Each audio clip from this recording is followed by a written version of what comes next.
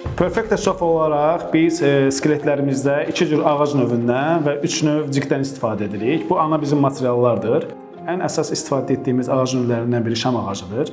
Şam ağacı demək olar ki, skelet yığımında çox unikaldır. Bunun tərkibində qətan o qədər çoxdur ki, skeletin deformasiya olmamasına illər boyu zəmin yaradır və bu qətranın yaydığı fotosidlər isə karkas daxilində antibakterial bir mühit yaradır və olduqca davamlı bir materialdır. Gücü idarə etmək üçün biz ən çox fıstıq ağacından istifadə edirik. Fıstıq ağacının ən çox biz yerləşdirdiyimiz yerlər vertikal təzyiqin çox düşdüyü yerlərdir. Burada fıstıq ağacının tərkibi o qədər sıxdır ki, bu istənilən təzyiqə demək olar ki, davam gətirir. Lakin uzun aşımlarda biz bundan çox istifadə etmirik.